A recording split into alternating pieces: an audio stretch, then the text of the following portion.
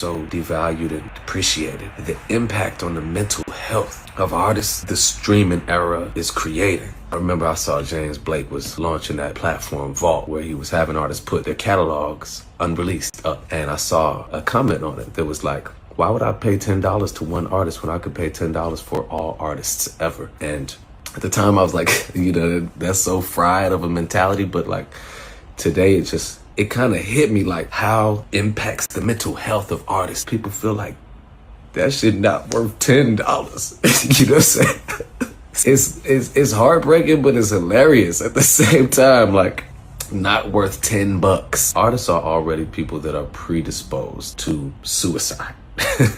Like, that shit not funny, but that's real. To add into that a dimension of economic inequity so profound that not even the record labels know what to do about this. Like, they don't even know how to get the money right now. I was just feeling this way today, and I felt like if I'm feeling this way, and I'm blessed to have touched millions of people with my art, I have a wonderful life. If I'm feeling this way, then I know there are many smaller artists and larger dealing with the same things, man. Shout out to Vince Staples. Or not Vince Staples, I'm sorry. Shout out to Vic Mensa. Shout out to Vic Mensa. That was a little clip from Vic Mensa that he just released a few days ago, regarding kind of the streaming era and kind of what it's led to as far as like the devaluing of artists, monetarily, artistically, and meritly. So shout out to him. But before we get into all that, I do want to go ahead and introduce the show. So you guys know the routine. Please like and comment, subscribe, and share the page. Tell a friend to tell a friend. But we live now. It's your host here, Lord of Lips, coming to you live with another live stream. So I just wanted to touch on what Vic kind of alluded to there. Um, and it drew some tears from him, which I thought was really concerning. But he dropped a few tears there because, I mean, us as consumers, we really just don't understand that these people pause. Well, they don't necessarily pause their life, but they give everything during these album cycles and some of their creation and some of their bodies of work and stuff like that. They give their all. They give us their whole life. Some of them literally give us their whole life. Some of them, unfortunately, lose their life in the process of giving us their art. But anybody out there that has created or worked on a project, whether it even be in the workspace or any trade that you may have. I mean, I think of construction workers, plumbers, anybody in that kind of field, or actual artists, drawing, graffiti, dancing, singing, or just any creative space in general. When that itself, and I've touched on this before, that itself is one thing, being able to be blessed with the talent or the gift to construct things, build worlds, masonry, all of those kind of things. However, it is a whole other aspect when you begin selling your work. And that's when you get into the business of art or the business of music or the business of whatever field it is that you begin selling your work at. And that's where a lot of people struggle. And a lot of people they don't just struggle in the art field when I'm talking music or anything like that. This is a problem for a lot of people across a multitude of industries when it comes to selling your work. You even think people that have a genuine passion of cooking, people that have a genuine passion of reading, writing. Once I can think of I could just see countless of stories of people that love to bake. They love to bake, and their dream. I had an employee of mine a long time ago, where she started in the food industry and stuff, and she told me her dream was to open up her own bakery. Now, one of her things that she was really wise, because she told me, she said, "Now I love to bake, but I don't have any business acumen." And during her interview, I explained to her, I said, "Yeah, a lot of people get it a little bit mixed up there, because People could be so passionate about the craft that they do, and then they begin to go into that field of work, and then they don't understand that selling that passion is a whole different avenue. So that's essentially what I want to talk about, is that just being passionate about something or being really, really gifted or talented at something does not always equate to success when you begin to sell that thing. And there's plenty of people that can bake you a good cake, but they can't sell the cake. There's plenty of people that can bake you or cook you a good dish, but they can't sell the good dish. There's plenty of people that can bake you a good cake, cook you a good meal, they can sell it to you, but they can't do all the other things that it takes to operate a business. And that's what Vic Mensa is alluding to, that he said he had spoke to somebody and they were talking about, the valuation of artistry and musicianship, and he said that they told him, why in the hell would they pay 10.99 or 9.99 for one artist's album when they can just pay a platform, Spotify, i.e. Spotify, Apple, Tidal, whatever your platform is that you use, and you can get every artist's catalog. And that is the disheartening thing about being an artist in 2025, or just in this era, is that, back in the day, in order for you to get your favorite artist's project, you had to cough up 10.99 or 15.99 or 9.99 or whatever the case may be, even for their single. That was just something that you already knew you was coming out of pocket for.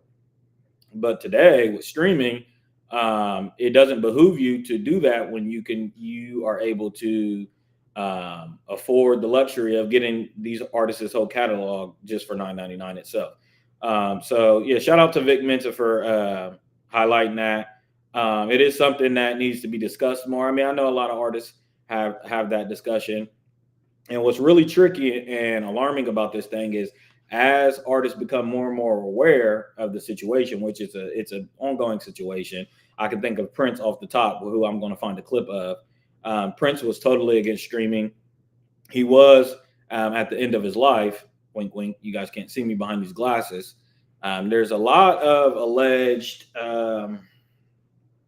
There's a lot of things pointing to the fact that there might have been some dirty play involved in Prince's death.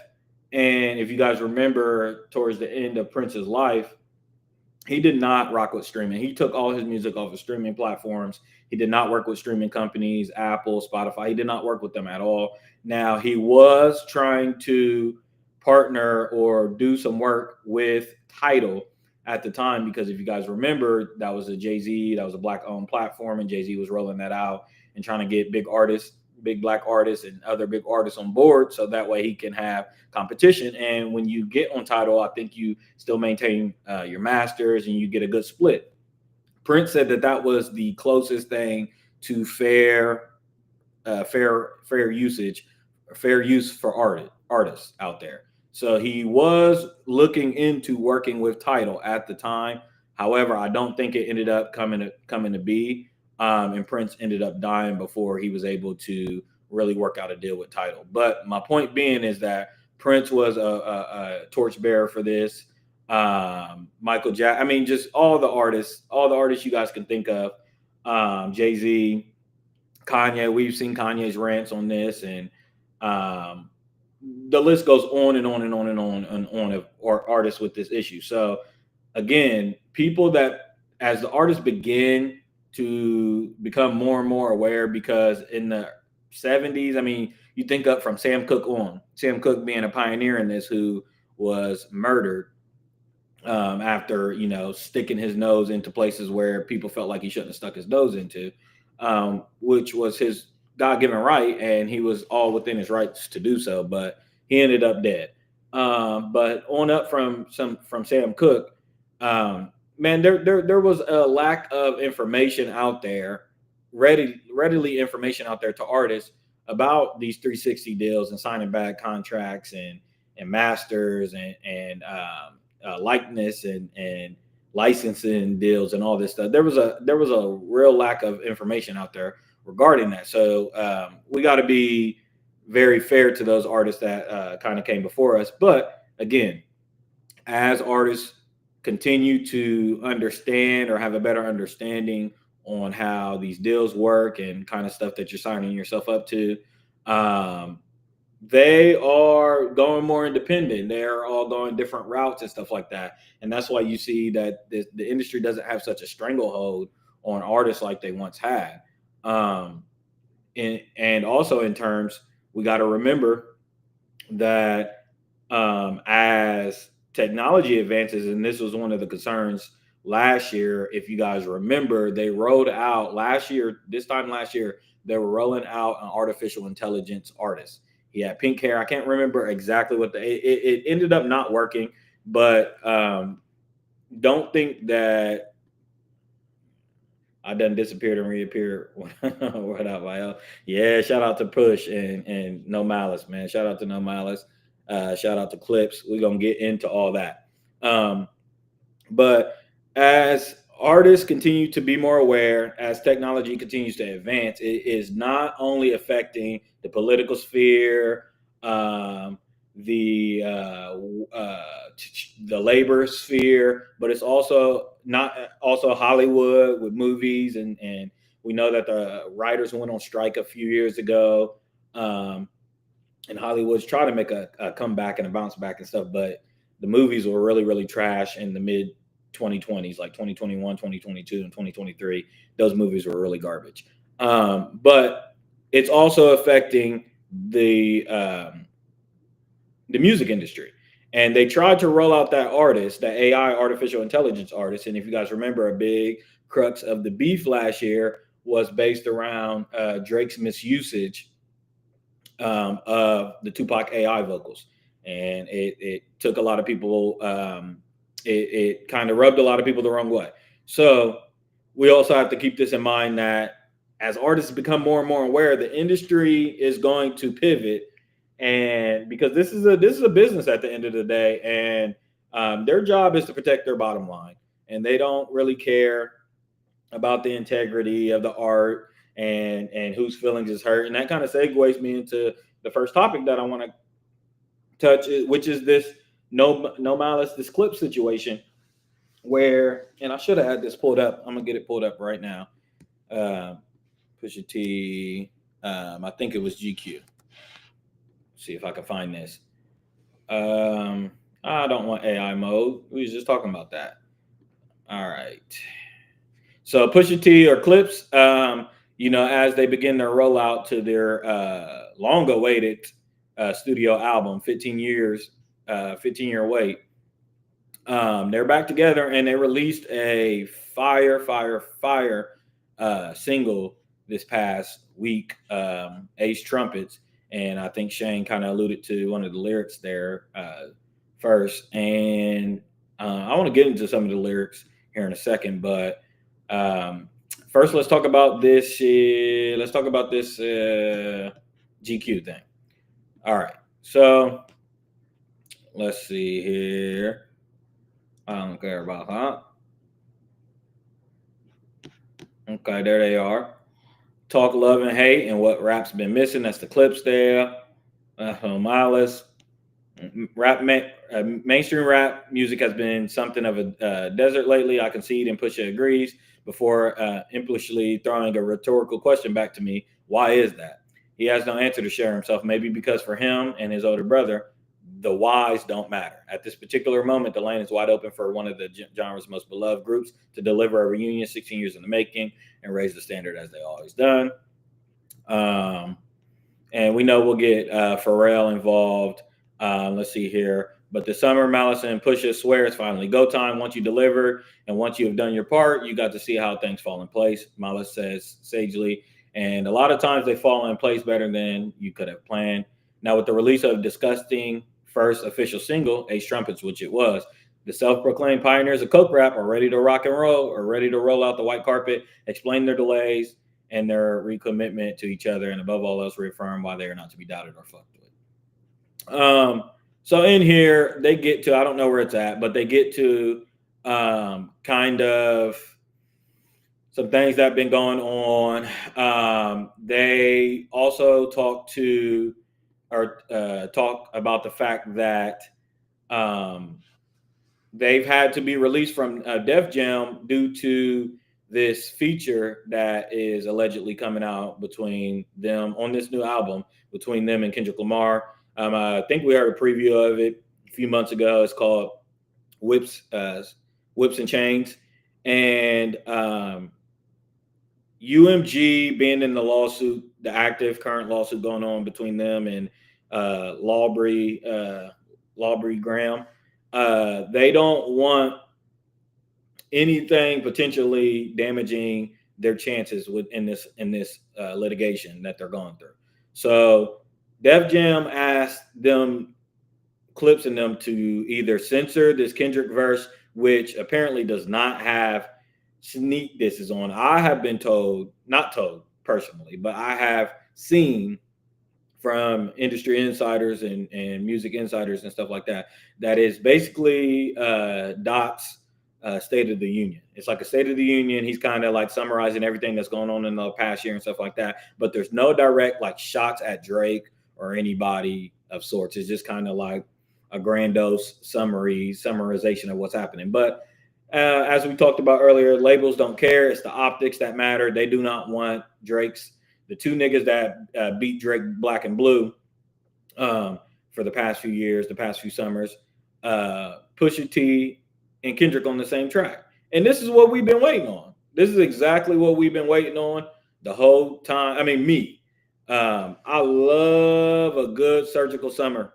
And I'm kind of pissed off and kind of a little bit irritated that we had never gotten that surgical summer that we was promised, because I wanted that surgical summer. If Pusha T had a lot more to say about Lawbury, but in this GQ thing, he kind of passes that on, saying he's done with that dude. He don't deal with people that deal with the law and shit like that.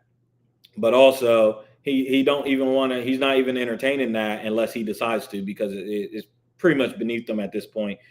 Drake likes to throw rocks and hide his hands. He obviously cannot. He cannot. These are mismatches for Drake. These have always been mismatches for Drake. Even, I guess to the surprise of Drake's fans, they don't think that there's not anybody out there. They'll still tell you to this day that Drake hasn't lost an exchange lyrically or anything like that. He's been out gossiped. And I mean, now they try to rephrase Pusha T. I mean, they've been doing it for years as literally Pusha and then the word T. Like that's all he does is like push T.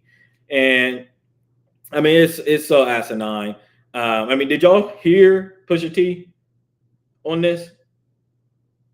I know I'm gonna get struck down if I play a little bit of the lyric video, but Pusha T is in rare form. He hasn't released the album since 2022, I think, with It's Almost Dry, which was also fire. It wasn't as good as Daytona, which was, to me, classic. That whole year, he just couldn't be touched. I mean, he smoked Drake that summer or that spring, and then he dropped Daytona as well, and it was just a perfect send off. But It's Almost Dry. Pusha just has I seen a funny ass tweet, man, and it said Pusha raps like he's in a room in your house. It's like kind of like Mario or some shit. He raps like it's like charade. It's like he's rapping in a room in your house and you don't know which room. And whenever you go to a room to open the door because it's getting louder there, he's not in that room. He's rapping in another room. He just has this like vindictive like tone and voice. And the way he slides, and a lot of people say it's just drug rap and shit like that, but nah, y'all be missing. See, a lot of you niggas can't read and write, so I understand why you guys miss a lot of the bars. But Pusha be rapping his ass off, and No Miles be keeping up with him too. Got a comment here: "Drugs killed my team spirit. Welcome to Nirvana." Man, they just wrote that same line all throughout the song. The Oscar line about never turn your cheeks, you'll die at the Oscars. It's a double entendre. There might be a triple there, but Scar, Mufasa, and oh man. No, Miles, he rapped. He didn't say a cuss word. Keep my peace on me like Mahatma, and just beautiful. I don't know how people can hear this and think that certain people can keep up with them. The other thing I really don't understand, Holden, if you're out there watching, shout out to you. But I was telling Holden yesterday, one of my buddies, I'm like, man, he was sending me somebody that I think is going to be on Wayne's tour. Belly, he's going to be an opener on Wayne's tour, and I can't wait to talk about Wayne. Belly Gang Cushington or some shit like that. And it's like every year they have some new artists. Let me stop sharing this.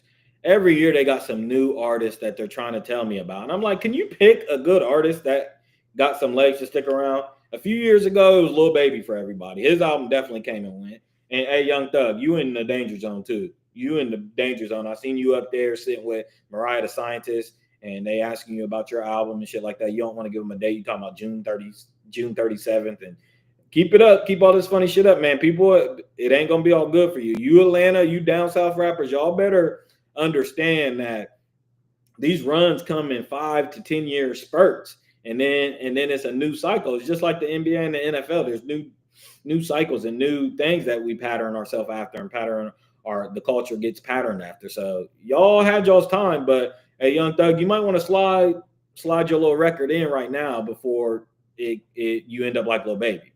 Lil Baby dropped the album this year, and ain't nobody blinked, ain't nobody talked, ain't nobody hiccuped, nobody even said a word. You know what I'm saying? I ain't hearing none of the records from the Lil Baby album. I ain't even hearing shit from Lil Baby or QC. I ain't hearing nothing from that team at all.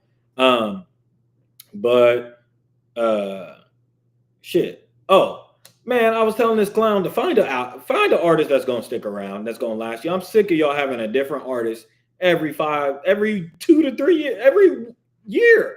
Every year, y'all got some new guy, and it's cool. We like the freshmen and shit like that. But this is the problem. We don't got no solid freshmen because y'all allow the people that y'all like, Belly Gang Cushington and 1900 Rugrats, and I can't remember the people from last year, and all these weirdos and shit that really ain't talented, really can't rap. Y'all give them the shine, and then they burn out. And it's just a sad cycle. But I'm really excited for this Clipse album. If it's anything like Ace Trumpets, man, sign me up. We got Pharrell on a nasty beat. We know we needed to steal Pharrell a little bit away from kind of this like ethos, like ethereal, like dreamy type shit that Pharrell be on every once in a while. Pharrell and Kid Cudi are like two of the niggas in the culture that like, well, there's other people, Andre and Kendrick and shit like that. But Pharrell and Kid Cudi, we give them a lot of passes and shit like that for being spaced out, zoned out and shit like that. But Pharrell is in his wheelhouse right now with the Clipse.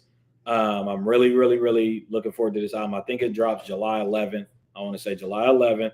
No Def Jam.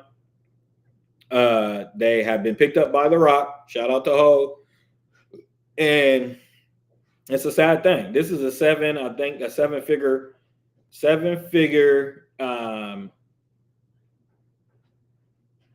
feature, and they had to buy their way out of this label dispute with Def Jam and UMG, all because of the Lawbury situation. And we all know, we've discussed it on here ad nauseum, that Drake plays dirty games. Even before the beef with Kendrick Lamar, he'd been playing dirty games. If you guys remember, he blackballed and blacklisted a whole bunch of Pusha T shit back in 2019. Pusha T was supposed to be on Pop Smoke's album. We got the verse anyway. Pusha T smoked the verse. Pusha T told us multiple times Drake is playing industry games up at the top and shit like that. And then you got Kanye switching back and forth, playing both sides and shit like that. And I hope Pusha T got bars for Kanye. That's just me. I hope Pusha T severs all ties with Kanye West. I'm ready for somebody to smoke Kanye's boots. I'm ready for somebody to do Kanye like Shawn Michaels, HBK did Ric Flair. In that wrestling match, that maybe WrestleMania or some shit, where he was just bloodied and bruised, and Ric Flair was just wanting it so bad, telling Shawn Michaels, please end me. And Shawn Michaels was like, don't mind if I do, and kick that nigga into oblivion. So that's what I want somebody to do, Kanye West. Get this nigga, kick his ass into a nursing home. Let's be done. Let's move on. But this Kendrick verse is shaking up the whole thing. Obviously, we know Jay-Z got ties over there with The Rock and Rock Nation and shit like that. They're going through a whole thing. Rock Nation is lawsuits and shit like that. You got 1-800 Tony, 1-800 lawyer Tony Busby suing people up there left and right. You got the Meg and Tory situation. You got the Perez situation, Desiree Perez situation. There's a lot going on there with Rock Nation, but they did pick up the Clipse, and they are going to be able to release the album with no censorship on Rock Nation. So shout out to Rock Nation. I wish I had the thunderous applause on here that I could use for shouting out Rock Nation. Shout out to Hove, always coming through. We will get this verse uncensored. We will get this whole thing uncensored. Now, another thing that I wanted to talk about. Oh shit, I got all types of comments. Hold on. Hold on. Shut up. I wanted to talk about, like, Wayne is dropping this Friday. And I haven't heard a peep from anybody. It's quite sad. It's really quite sad. Wayne just historically, if Cortez is still on Lil Wayne's team, he is stealing money. Hello. Cortez, Wayne's manager, he's stealing money. Gutta, stealing money. Birdman ain't the only one you got to look over your shoulders for, Wayne. Check Cortez, bro. He's stealing money. There's no way, there's no reason Wayne should not be marketed in any such way. How is he dropping an album this Friday and nobody knows it? Nobody's heard a peep? We got the horrible single that was released last week. It flopped, but y'all should have gave him way more leeway anyway. Wayne should have had a month rollout. You know what I'm saying? We should have been getting classic videos. They gave us the piss poor cover like 2 or 3 months ago with Wayne, another babyface, teardrop Wayne. Like, come on, man. Y'all got too much money. Wayne's done put in too much work. He raps too good. And Wayne been smoking shit the last 3 or 4 years, y'all. He been smoking features. Bad. But the single, so I don't know who's in his ear telling him to do singles and shit like that, but please stop. Y'all could have gave him he should have had a way better single. It'd be really, really interesting to see who, were the rumored features. I heard people like Hannah Montana. I heard people like Jack Harlow. I heard people like Post Malone, Nicki Minaj. But I'm really interested to see, like, nobody talks about Wayne and Drake's relationship. And the whole beef was really weird. Wayne coming out rapping the Not Like Us lyrics and then kind of fumbling back saying he didn't know who even song that shit was. Wayne be fake loopy and fake out of the loop. That's one thing that gets on my nerve with Wayne.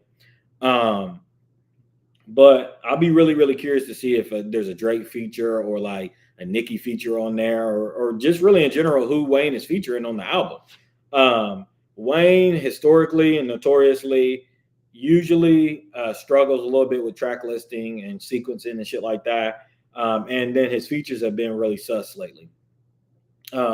If there's like one thing that I wish I could help with Wayne is, like, I would just tell him, you give us 50 songs, you just rap. Okay, you give us 50 songs, you turn that 50 songs over to an A&R, me, and I will get the album for you. And I'll also pick the features, because there ain't no way. I do not want to hear Wayne and John Batiste.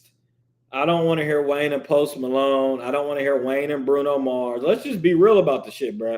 We want to hear Wayne and Nas. Wayne smoked that feature. I want to hear Wayne and Hove. I would love to get another Wayne and Kendrick feature. Now, I know you ain't about to get all those people on one album, but can we get a Bun B? Can we get a Jadakiss? Can we get Wayne and Drake? Can we get Wayne and Nicki? Can we get Wayne and maybe even like Roddy Ricch, Wayne and Juvenile? Can we get a Wayne and Birdman track? Like, you know what I'm saying? Like, I do not want Wayne to get these little pop features, these little run-the-mill features that we all know, you know, just a wasted song. And then it throws the album all out of whack. And you listen to the album, he reels off 2 good rap songs, and then he throws you in there a song like, you know, that we don't want to hear. And that's usually typically his problem. But like I said, we'll see this Friday. I will be tuning in. I haven't listened to many albums this year, but this is one that will grab my attention, at least for the time being. I will hear this album out. I will be coming to you guys and letting you guys know what my take is and how I feel about the album as soon as probably Saturday. But yeah, I'm hoping for the best, but it's not looking that good. Like I said, the single, it was not received well. I don't know where it charted. I don't know what it did on Billboard or anything of that sort, but I just know it wasn't received well. I don't even think it garnered a lot of attention as it should. And then I think even from the album cover on, the rollout has been a little bit sloppy. And then also, like I said, the marketing has been lackluster. And to me, that just falls on Wayne and his team. It falls on his team. I mean, it obviously falls on Wayne because Wayne, you're in charge of that. You got to be aware of that. Sometimes I think Wayne is so drugged up and just out of it, out of touch and shit like that. There was something he said a few months ago that just threw everybody off. He didn't know something about his career or a song he did or some shit. Wayne be on that. I told one of my dudes, I'm like, Belly Gang Cushington is on his tour, and Wayne probably don't even know yet. Wayne literally probably don't even know that who's his opening act. Like, Wayne got a team that does all that shit for him, and he just kind of goes along and does what he needs to do and moves on about his shit. But it's kind of, I don't like that. And then he got the nerve to sit up there with he was on Undisputed. Now he's up there with somebody, maybe it is Undisputed. I don't know. He's sitting up there talking about sports, looking goofy and tacky. Here's the thing. Wayne ain't going to give us a good album until he gets with somebody that can do him a good retwist. Until Wayne gets a good retwist, we ain't going to get no good album. It's very possible that most of Wayne's superpowers and talents was in the nice dreads that he had. But until we get that, we might not get a good Wayne album. It's been since Carter 4. I was in high school. That shit was like 2011. Since we had the Carter 5 was all right, but it was spotty. It was so-so. So we'll see. Friday, Wayne album. This is the most, to my couple of viewers, this is the most fucking looks he's gotten all week long. I ain't heard him talked about on nobody's podcast. I ain't heard him talked about on no magazine. Ain't nobody in hip hop covering the shit. So, thank you. I mean, you're welcome, Wayne. You're welcome. Wayne coming out Friday. Everybody tune in for that. What else? I just wanted to get on here and really talk shit real quick. Oh, I hope I don't get struck for this. I love this. I love this era. Y'all remember when Jay-Z walking that bitch like, nigga, we made it. I own my own master. No, I ain't missing no royalty statements. I can't be rated. Damn, ho, stun on them haters. Sorry, Mr. Drizzy, for so much y'all talk. Silly me rapping about shit that I really bought. Why these rappers rap about guns they ain't shot, and a bunch of other silly shit that they ain't got. I'm on my loop, Peter, young go. Stunting on stage after 12 years a slave. This ace of spade look like an Oscar. Black tux look like a monster. Don't make me raya, nigga, watch your tone. I come to court with black boxes on. Y'all hella jealous of my melatonin. I can black out at any given moment. I'm God. Jesus, 7-letter made, so with my arms and feet shackled, I still get paid. All praise is due. I'm ready to chase a Yaku back in the cage. These are the last days. What do I sing phase? Showed up to the last supper in some brand new J's. I'm the true living. Book a hoe. New religion. Ain't from the other world. Alien superstition. You blind, baby. Blind to the fact of who you are, maybe. My bloodline's crazy. Kings and queens and Michael Jordan rings. I go stupido. Sucio. The flow's filthy. Y'all can't kill me. I've been inoculated from the snakes in the face and your corny. Oh, man. Shout out to Hov, man. Shout out to Hov, man. He smacked niggas up real quick. Let them know the boss is talking. Hey, Drake, I'm going to just tell you, I know that there's funny business going on up there. You, Lucy, and Rock Nation, and Kendrick, and Pusha T. Now Rock has got Pusha T and Clipse over there releasing the record that you was trying to get blackballed, and Kendrick Super Bowl shit, and Lucy and Grange and all this and their history and shit like that. Shane said, underrated verse, niggas sleep big time. Hov smacked niggas up. Sorry, Miss Drizzy, for all the art talk. Sorry, I rap about shit that I really bought. He said he was ready to chase Yakub's back in the cave. He was just picking and poking and poking and poking. Nigga, I can black out at any given moment. Y'all jealous of my melatonin. Or my not melatonin. Y'all jealous of me being melanated. He was just poking and poking and poking at Aubrey's little light-skinned ass. And I loved it. But there's funny business going on out there. And to the perfect segment. Let me give y'all the timeline. I know I've given y'all the timeline before, but let me give y'all the timeline and kind of tell y'all where we're at. So, rewind. We talked about on here, Watch the Throne, that Wayne and Drizzy was supposed to release a collab album first. Kanye and Hov jumped the gun, released Watch the Throne. Okay, that's step one. Okay, you guys got to remember that this stems all the way back, Young Money and Rock Nation. You know, this stems. We really forget Young Money had the shit on lock. They kind of took the ball away from the Rock. They no pun intended. They kind of took the Rock away from them. You know what I'm saying? We had Hov signed J. Cole. He got Rihanna. He got Kanye. They doing their thing. We got Umbrella out in the street. We got New York Empire State of Mind. We got Kanye everywhere. We got J. Cole about to bubble up. But then here comes a young budding superstar and Drizzy Drake and Nicki Minaj, and you got Wayne, who's the hottest thing smoking, right? So that's what we're setting up right here, right? So then we get Watch the Throne, right? And then you guys got to remember, then fast forward a little bit, we start streamlining into the streaming era. And like I mentioned earlier, Hov is boss Hov now, right? He's out of here. He gets his masters back. He's helping other artists get their masters back and yada, yada, yada. He trying to do some shit with Tidal. Drake a free agent. And this is why I told y'all this has been going on. I've been watching this whole thing unfold. Drake a free agent. And instead of going over there to Tidal, like with Prince and Kanye and Beyonce and all these other people, Drake does that special deal with Apple. Drake does a special deal with Apple when Apple was streamlining itself, and he becomes the biggest artist in the world. I think they give him $20 million to do an exclusive deal. Views is everywhere. Hotline Bling is everywhere. Hov is steaming. Hov and them is steaming because they really was trying to build some shit over there at Tidal. And the funny thing is, and here's what I got to say to Drake. Because then he came out with the Family Feud verse, if y'all remember, talking about, oh, woe is me. It's not black excellence when I do shit and shit like that. But like I've been saying, like, dog, when it was time to do black shit and really put your foot in the sand or put a line in the sand and really, when you had, man, you were built on the shoulders of all these other giants and shit like that. So when you was the play, you was the ace of spades, right? You was the card that we was going to play and use. You was the big fish that was really going to shut shit down. It was really going to change the game.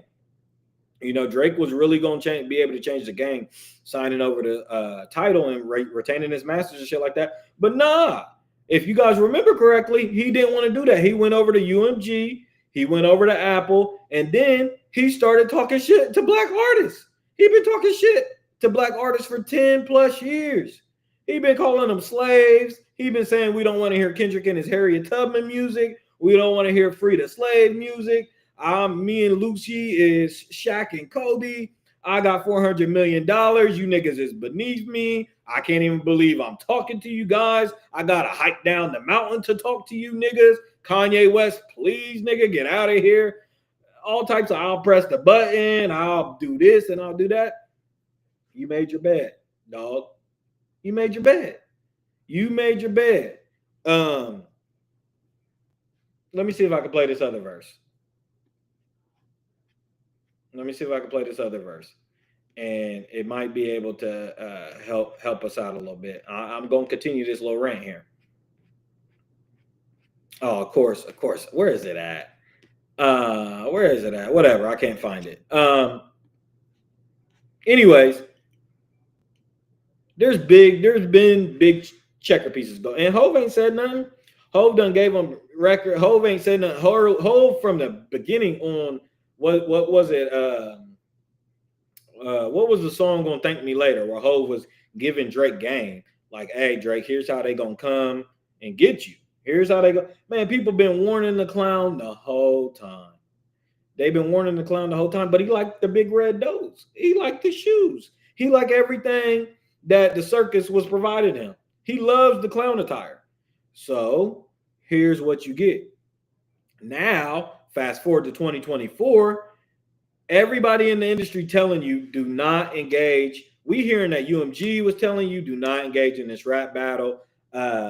Larry was telling you don't do it. Jay Prince already saved you with the Pusha T thing when you was in the middle of negotiations and shit like that. Hella people was trying to tell you do not do this deal. Do not engage in this battle, especially during negotiations. But you was big and bad. You was big and bad. Couldn't nobody tell you shit. Like I said, niggas was making Harriet Tubman music. You talked so much. There's not been a rapper that talked more shit on records, from Certified Lover Boy, Her Loss, For All the Doggy Biscuits. All them albums, he talked so much shit, and people just act like Pusha and The Weeknd and A$AP Rocky and Kendrick and all these people just came out of the woodwork jumping the nigga, when the nigga, him and 21 Savage and him and all these other niggas been talking shit for 3 years. Y'all was talking all that shit. So now you was warned. Don't engage in this battle, but you thought, as we can see with this whole Pusha T thing, you was able to blacklist people, get features removed, tell people, hey, don't do this. You ain't releasing this because of this deal. And I got the power over here at UMG. And if I don't want the record out, y'all ain't going to get the record out. You got plenty of records blacklisted. Kendrick told us on, oh, you ain't like that. Cease and desist on the Like That record. And then the whole beef with you and Rick Ross started over the French Montana shit that you didn't clear. That's how the whole beef with you and Ross started, because you wasn't trying to clear some shit with French. And then you going to get on the record talking about a cease and desist is for hoes. And you cease and desist in everybody's records. It comes out that that's exactly what you're doing. But you're talking about a cease and desist is for hoes. So you just a flaming hypocrite. But we already know that. Like I said, you like the red nose. You like the clown shoes, and you like the clown makeup. So you've been warned. You've been warned, but you engage in the battle anyway. You get your boot smoked, and then you and your minions, your academics out there, and all these people that you cast up. There's a TikToker out there named Portia. She just spreading all types of this information. Her foundation is terrible. She looks horrible, but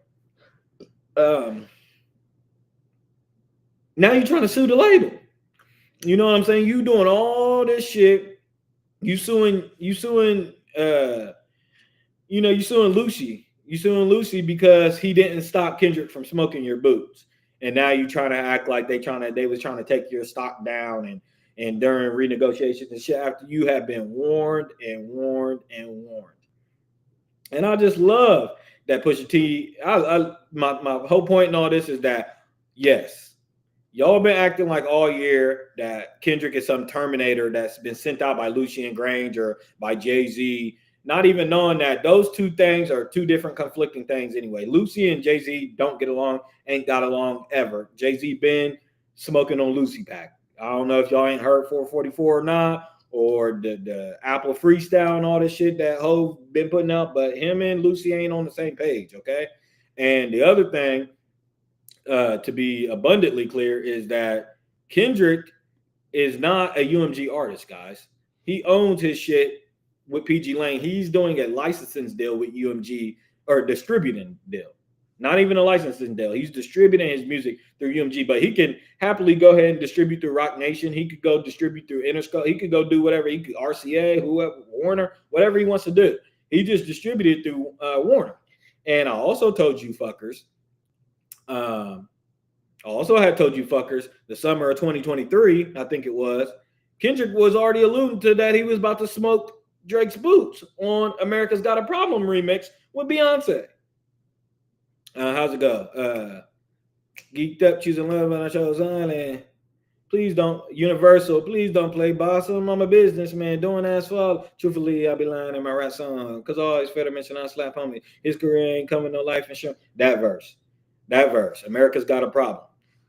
So here's the thing, guys. I say all that to say the real beef seems to stem between Hove, Rock Nation, Drake, YMCMB, Jay Prince, Young Money. Okay.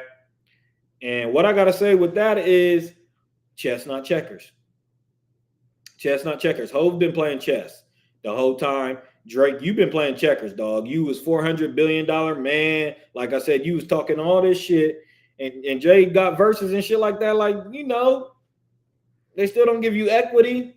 You could have had all that money and shit like that. And even Pusha T done alluded to it multiple times. Like, these niggas with all these streaming numbers and all this streaming data and shit like that, but we still wearing the same clothes.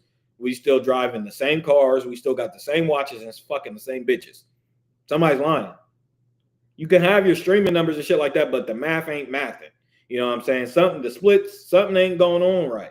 So my point is, Drake, you decided to be a front man. You decided to be the mannequin for the UMG mansion, the UMG conglomerate, and now you're mad that another Kendrick essentially went up in UMG, a free agent, just to stick you up.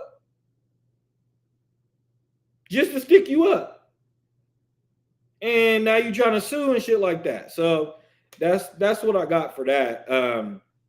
I just want to say, obviously, it's some hoe ass shit. I don't want y'all to forget that Drake is suing over a rap beef. I don't want this to be misconstrued. He was called a pedophile, PDF and the label was doing dirty shit. We need to see the splits and we need to see what the label was doing and all that shit like that. This is the classic case of a Jew being a Jew. Okay, that's where they throw something or they accuse you of exactly what they're doing, and everybody like forgets that that's what they're doing because they're accusing you of it. Like, certainly they wouldn't be doing it if they're accusing you of it. You know what I'm saying? Why would they be doing it? You know what I'm saying? That's just the classic case of it.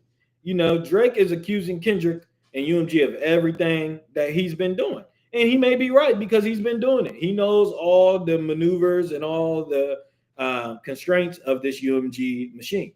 So if there's somebody to sniff out some foul play by a record label, it will be the record label's darling. It will be the Mr. Industry Plant 101, Aubrey Graham, or Lawbury. That's his new name.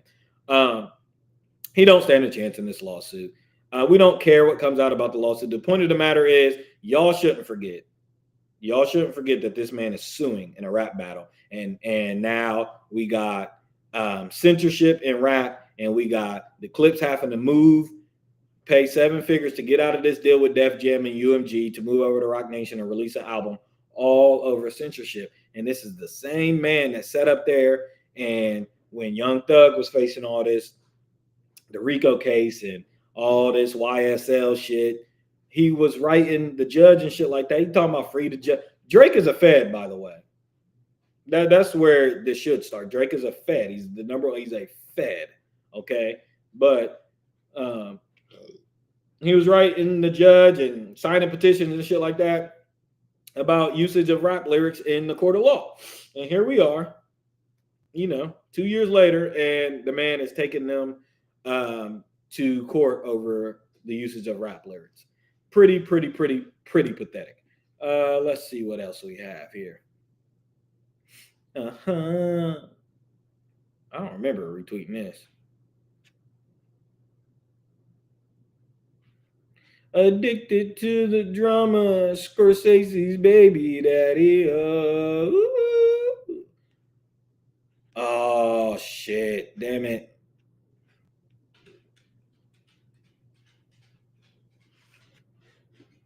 Let me share my screen.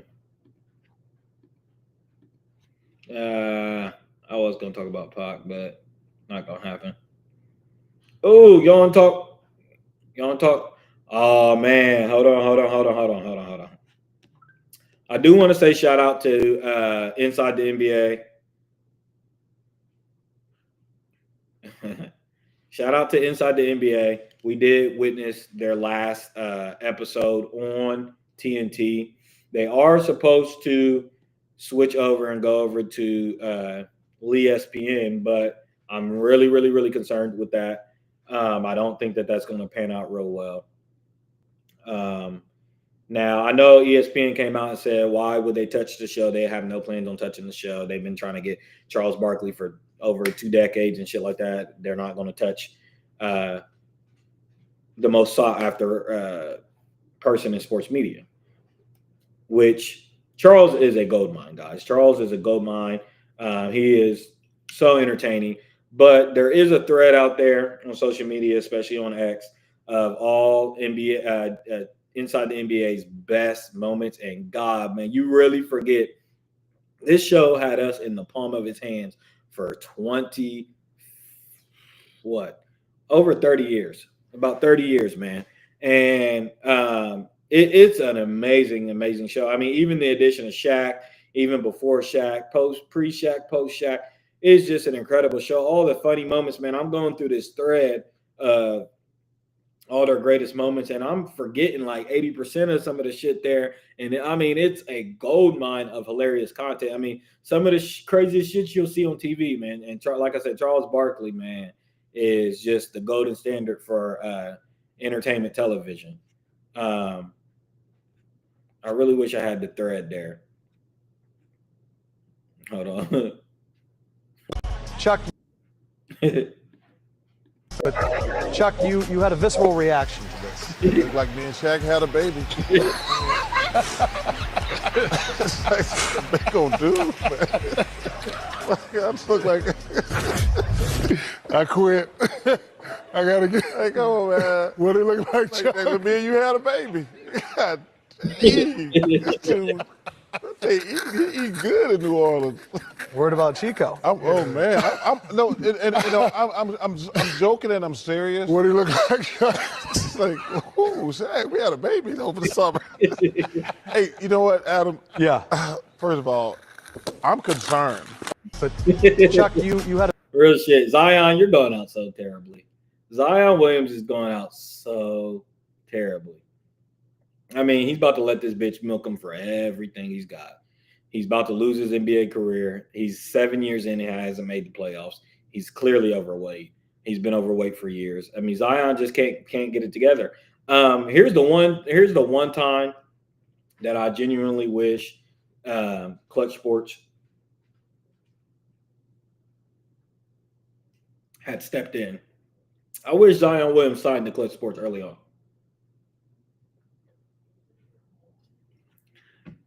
Excuse me. This brother's really talented, really athletic, but his team is terrible. His team is terrible. His marketing is terrible. His PR is terrible. Whoever's doing his supposed to be monitoring his weight management and training and all that, terrible. They all deserve fired, and they all got paid. They all gotten paid. Zion needs to get out of New Orleans.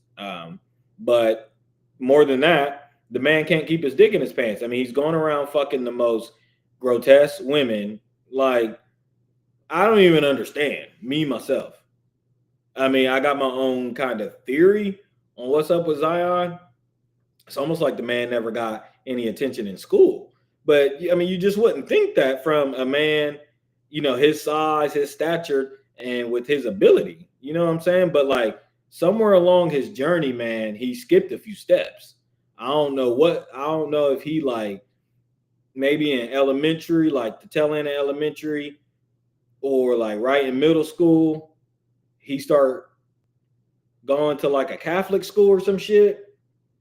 But I don't understand his whole fetish for these like weird, oddly shaped, big booty, like BBL deflated booty women. You know what I'm saying? And now it's costing him his career.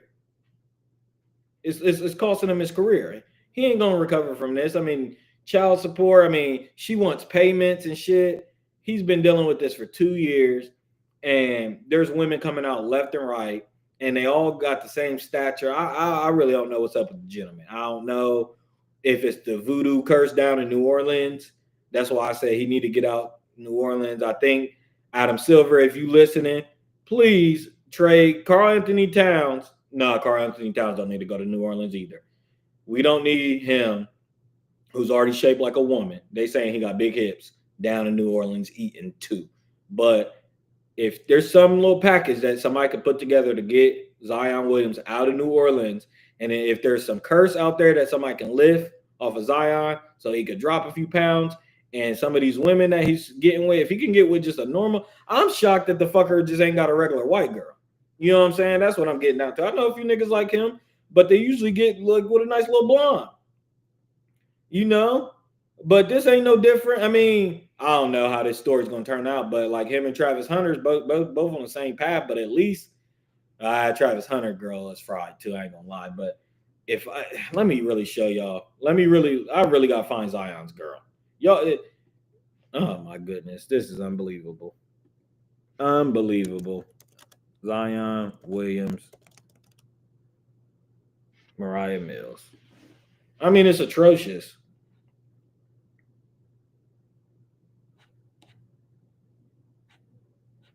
Oh, Cam and Mace talked about it. Oh, here she is. Oh, Lord. Zion, you're dead. I hope me and any of the other victims, you know, I just hope we all get justice. And the amount of bashing, humiliation, slander, and threats that I've been receiving these last 3 years have been a lot, and it's causing me a lot of stress, emotional distress, and I just hope we all can come to justice and this all can be resolved and nobody has to relive all these things ever again. She ain't even acting good. These new bitches suck. She sucks. Absolutely. I mean, terrible. Where is she at? I want to see her. There she is. That's the woman of the hour. There she is. But we got to really just see her from the back. I ain't going to lie. No, I don't care about that. I want to see the bitch. There she is. There she is. There's no way she can wear a pair of pants. There's just no way she can genuinely fit anything. There's no way. But look here, former whatever star, we know what they're saying. Mariah Mills speaks out following news Zion Williams is being sued for rape and abuse. She's coming after the bag. Like I said, I even heard her say, you know, he won't have a career and all this type of shit. Now look, she's saying she's pregnant. Same old shit, man. He just don't learn.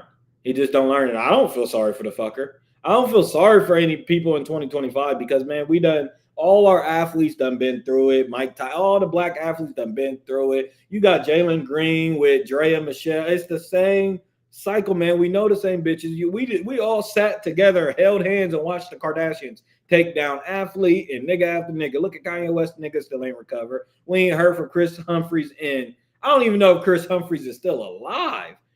And Blake Griffin lost his career, and we done seen it all, man. We done seen it all. And niggas still falling for it. Why can't y'all just go get y'all a normal girl? Why can't y'all just go get y'all a normal fucking girl and be done? Then you got the big goof of the century, Travis Hunter, who's still smiling. I don't know how the nigga's still smiling. Ain't nobody got in his ear and said anything about the ugly bitch that's about to take all his money. The shit's a script. There's just no way to me. It ain't a script. There's just no way.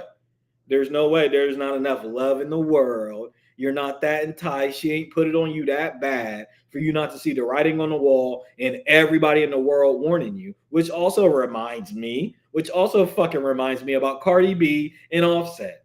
I said last stream that there was one couple that I wish, or just one thing, if I had a click remote, I would click it away, and it was Meg and Tori. But God, I forgot about Cardi B and Offset. Let me tell you, it's Cardi B and Offset, it's DDG and Mermaid Bitch, it's Meg and Tori, and it's Christian and Blueface. If I had a click remote, I would click them all away. Click them all away. Just click them all away. I'm done. I'm so done with the social media girl and the influencer or the athlete following the same pattern. Like, golly, bro, we've had the internet for 15 plus years, guys. We know how the fucking story ends. Cardi B, we told you when you was with Offset in the beginning he was cheating and doing all this and all that, and you was yelling at us, making live videos, calling us names, breaking up with him, then getting back with him, and calling us bitches and dumb, and that's my baby dad, and that's my child's father, and I love him. All that dumb shit. And I understand that y'all think y'all love each other, but come on, we've seen this story play out so much. And now rewind, fast forward, and here we are. Now you braiding your son's hair like Stephon Diggs, who Stephon Diggs got a whole other thing coming. I don't know if anybody knows anything about it, but he got a whole other thing coming. Y'all just wait until we get to the Stephon Diggs portion of the story. He got whole other issues. You could be on the boat with pink slime and pink coke all you want, with bitches all you want, man. It ain't no different than what Odell was doing on the boat. They all weird, okay? They all weird, and they going, and Cardi B, you a cover again for another gay ass nigga. Let's just be real about what's going on. Offset is weird, and Stephon Diggs is weird. Okay? They don't like women. That's just what it is. Offset, you're pathetic. The spousal support, pathetic. The way you was embarrassing Cardi all those years was pathetic. But, you know, like I said, we all seen that. We all knew that that's what the situation was going to be when it comes. So I'm just so exhausted with these people. Thank God Blueface is in jail. Krishan, I think she's like trying to change her life around and get face tattoo removals. Didi, Doodoo, whatever they're calling them now, and Haley. It's such an inconsequential story. Like, I don't even know why these two fame. I just found out. I didn't even know. I was trying to figure out the inception of DDG's fame. Apparently, it's streaming. Shout out to DDG. But like at first, when I first kind of was hearing about him, I thought he was an artist. Terrible. But granted, he's a big, huge streamer in the community. And horrible situation with him and his child's mother and shit like that. But like, again, like, can we just get the click remote and skip past these whack ass stories? I don't even know why they get the burn and the tick that they deserve, but we can't even get promotion for the Carter 6. We can't even get good, proper promotion for the Clipse album. We ain't even hearing nothing about Jay-Z. Nas done dropped 4 or 5 albums. Kendrick and SZA is on a world tour. And I get on social media and I constantly hearing about DDJ or Doodoo G and Haley, Mermaid Girl. Enough. We're sick of it. Absolutely sick of it. And I blame people like academics and Jason Lee and all these flodge people who didn't even cover the whole Joey Badass versus the West situation. Didn't even cover the thumbs up. They didn't even cover anything hip hop going on. They just don't want to cover. It's just all the tabloid shit. It's beneath us. It's really TMZ-esque. Let me see if there's something else I want to talk about. But yeah, shout out to Inside the NBA. I'm really alarmed. I said it before. Please, God, do not let Stephen A. Smith join that cast. It'd be terrible. It'd be absolutely fucking terrible. I guess I might be able to give y'all a little preview of tomorrow's show because we are going live tomorrow. We're going to talk a lot of bit of politics. Oh, I know what it is. I know what we want to talk about before we get off here. Let me see. There was a list out there. You know, lists always seem to get us going. Let's see if I can find this. Top LA rappers. So, what made the headline news this week in hip hop? Where's the list at? All right. What made the news is the top rappers in LA, shared by Complex. And I mean, I'm not going to go through them all, but we'll talk about some of the highlights. They got Kendrick at number 1. We'll get to that. Snoop Dogg, Ice Cube, Dre, Tyler, the Creator. Don't ask me how. DJ Quick, Ice-T, B Real, Eazy-E, Nipsey, The Game, Blasphemy.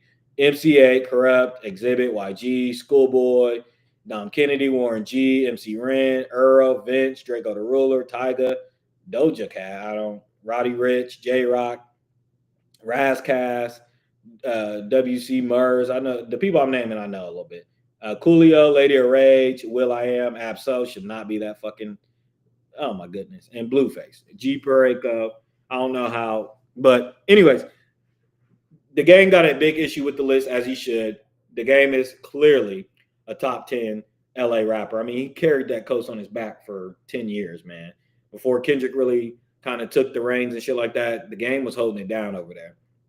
And a lot of niggas couldn't rap with the game. Now, I am glad a little part of me is scratched, a little part of me is itched and tickled a little bit because the game has so many antics and he gets on my nerves so bad. And that shit he pulled during the beef. This is a matter of fact, this is what this is about, guys.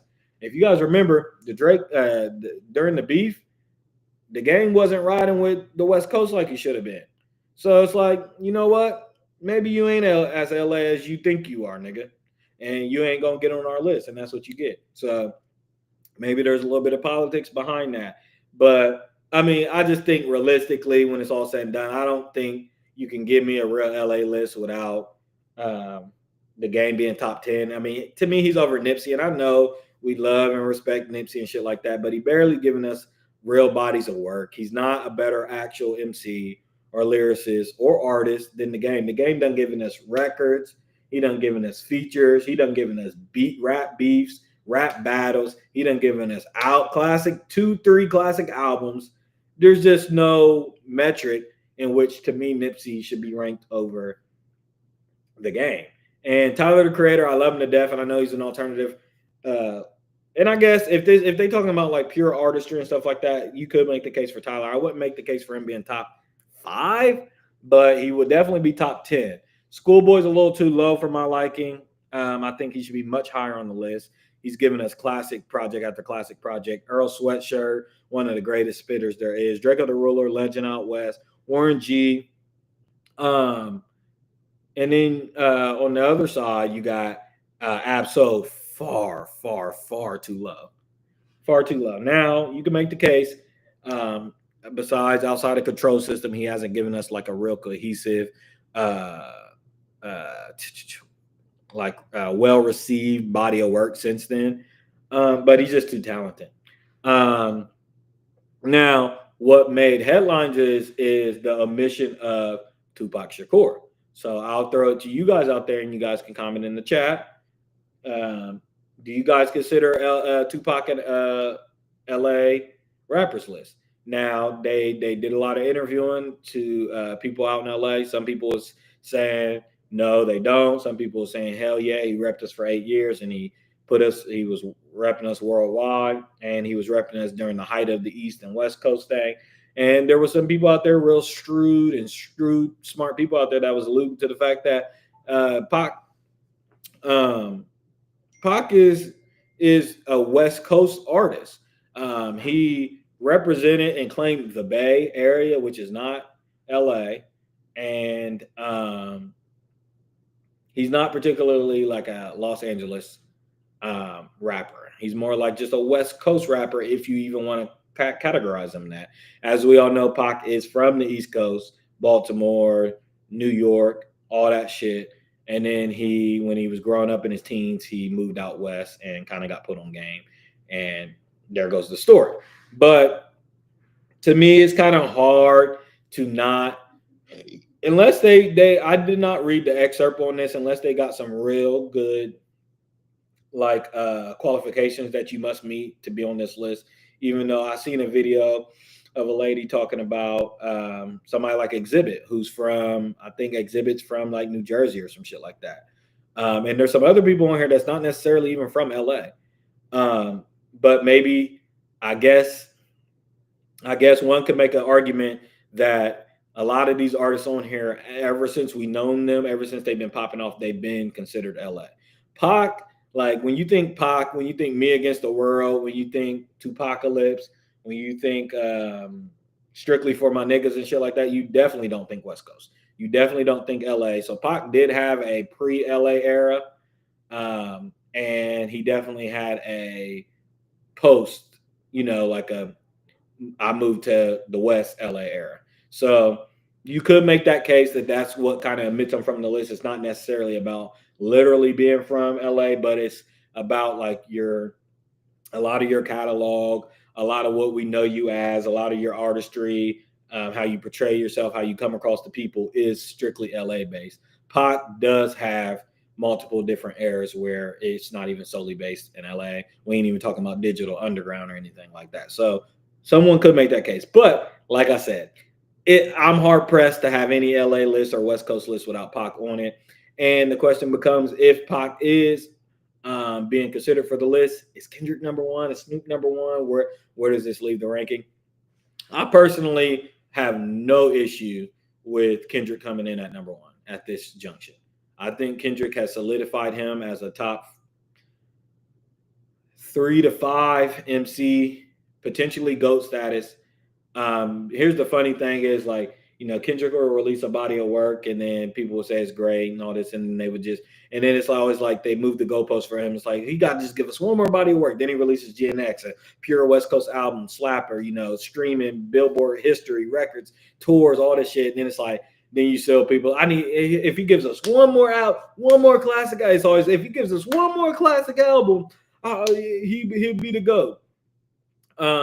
I personally think he's checked all the boxes at this point in his career, so he definitely deserves that title over everybody listed. I mean, it's hard to say, it's hard to give that title a West Coast crown, especially LA crown, when you got people like Ice Cube out there and Dr. Dre, who's obviously not a legit rapper, but you encompass his whole body of work and catalog and career. It's tough to put anybody over Dr. Dre or Snoop Dogg, who's done so much for the West Coast and has so many classic moments and so much West Coast music and so much West Coast iconic moments. And you think of the movies and the commercials and everything Snoop's been a part of, repping that coast. It's really, really, really saying a lot to put somebody over these cats, Ice Cube, NWA, and Eazy-E, and all these people out there. But I will say at this juncture, you must objectively give this to Dot. But like I said, you guys let me know in the comments below what you guys think, if you consider Pac a West Coast or a LA rapper. And if you guys do, like, where do you put him? Where would you rank him? And then if you're ranking him, are you putting his whole body of work in your consideration? I mean, Me Against the World and everything he's done, or just his bodies of work since he moved to the West Coast, which will be All Eyes on Me, Donic Illuminati, and then a whole bunch of unreleased shit that transpired after his death. And then the whole Death Row catalog as well too. But that's essentially what I got to say for today. Like I said, I will be hopping on tomorrow. We're going to get into, I'm going to play a little clip. I'm going to do a little sneak peek of what we're going to be getting into tomorrow. See if I can find it. Little sneak peek. We'll finally have our political talk tomorrow.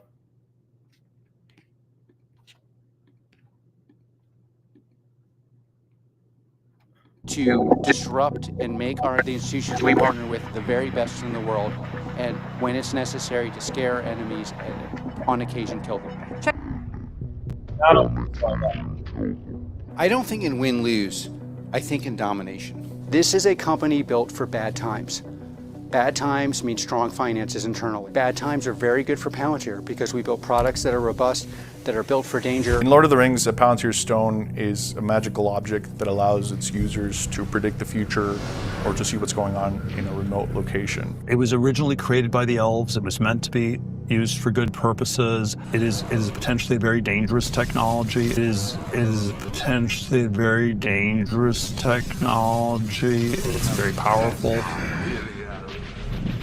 Long have you hunted me? Your company helped to track and kill Osama bin Laden. You know, we can never. I'll tell you, the closest thing to an answer is when you look at when you open the paper and look in the news about these kind of things, there's a 2/3 chance, depending on the country involved, that somehow my company was involved. If you do not feel comfortable supporting the legitimate efforts of America and its allies in the context of war, don't join Palantir. I've created the system which you call kill chain. Privately. Publicly, the lawyers have some innocuous something like tech for the amelioration of unwanted blah blah blah. Some term we're supposed to use. Okay, let's. For me, it's the kill chain. Kill chain sounds good. It's quicker and better and safer and more violent. Disruption, in the end of the day, exposes things that aren't working. There'll be ups and downs. There's a revolution. Some people can get their heads cut off. Like, you know, it's like we're expecting to see really unexpected things and to win. The basic idea was that we could never win an election on getting certain things because we were in such a small minority. But maybe you could actually unilaterally change the world without having to constantly convince people and beg people and plead with people who are never going to agree with you through technological means. And this is where I think technology is this incredible alternative to politics. That was just a brief synopsis on Palantir and by Peter Thiel. And this is just kind of streamlining what we're going to discuss a little bit tomorrow. We know, this week, the signing of the big beautiful bill. The big beautiful bill. The Don is back at it again with another one of his little ideas that he got. I love how they've kind of coined a phrase called, I think, what is it called? Taco Trump. It stands for Trump always chickens out, and China's running with it, and a lot of these technocrats and people that oppose what he got going on is running with this whole idea that Trump always chickens out, taco. But this here is in regards to regulation or lack thereof, no regulation on Palantir, which is a artificially constructed intelligence agency to broker some data information on us and stuff like that. Now, Trump is using this essentially to maintain his dream of being able to exile illegal immigrants. So he wants this artificial intelligence that is very, very dangerous, which we'll cover a little bit tomorrow. He is issuing this with no regulation on it, so that way he can reach his goal of deporting, I think, 3,000 illegal immigrants a day. And he's going to be able to do this with the use of this AI and Palantir. Now, it's really, really, really, really dangerous when you get into Peter Thiel and Elon Musk. And Elon is not happy right now. We know that Elon Musk has unofficially left the White House for now as he goes back to Tesla, as that Tesla stock is dropping. But obviously he couldn't go without a parting gift. Elon Musk had a black eye. He caught a little shiner there, and he's saying that one of his 14 children kind of just nicked him up a little bit there. But I think that the same people that blacked and blued Jay Leno's eye might have blacked and blued Elon Musk's eye. What are the odds that Elon is at odds with the Trump administration and barking up all these trees? And you got Doge out there who did not accomplish their goal as of now with the spending deficit, or cutting the spending deficit and stuff like that. I mean, I think they've cut a few 200 billion or something like that. Their goal was 1 point something trillion. Haven't reached that goal just yet. But Musk is deciding to tuck his tail between his legs and run back and fix the Tesla stock for now. But like I said, he was sent off with a little shiner on his left eye there, a little black eye there. Really, really interesting. And if you guys remember, with the Stargate investment, Trump did, partnered with the Stargate investment a few months back, $500 billion. Then you got Sam Altman and Elon Musk's longstanding beef, and now Peter Thiel. And this is the person that he created PayPal with, eventually turns into funds and stuff to create X and all Elon's other Tesla stuff and stuff like that. So looks like the technocrats who once were, in the early 2000s when the .coms and the .orgs and all that shit was popping off, they are heavily involved in the White House. We have this Palantir situation going on, this big, beautiful bill where they kind of pushed this in there along with some other stuff, trade stuff going on. They call this pork, but they push this in there, and this is like a 10-year deal where there's no regulations on usage for this AI stuff that is going to now be assimilated into government policy. Government things, the workforce, our day-to-day operations and stuff like that. And we are just literally sleepwalking into the Terminator, the Matrix, whatever you want to call it. We're literally just sleepwalking our way into it. So while I'm on break from today until tomorrow, you guys look into Palantir and the big, beautiful bill, the regulations or the lack thereof, the 10-year period and stuff like that. And it's just really, really dangerous because this kind of stuff can escalate very, very fast. 10 years when you got no regulations on artificial intelligence in governmental bodies and places of power like that is a very, very long time. Just think 10 years ago where we were at in technology and how far we've come just in this 10-year period. So we'll discuss a lot more of that tomorrow, along with some other happenings going on. We'll definitely tackle what's going on over there in Burkina Faso. Y'all know I love what's going on over there in Burkina Faso, the South Africa situation. We got some words from Mr. Dr. Umar Johnson on the situation. We'll hear from him tomorrow as well. And we'll talk a little bit more about the fallout between Mr. Elon Musk and Trump, or if it's a psyop. But thank you guys for tuning in. It was just a brief stream. I just wanted to get on here and talk some shit real quick, get some shit off my chest. Please leave a comment below on the page and continue supporting and subscribing and telling people to subscribe and also sharing this page as well. This is your host, Lord of Lips, and I am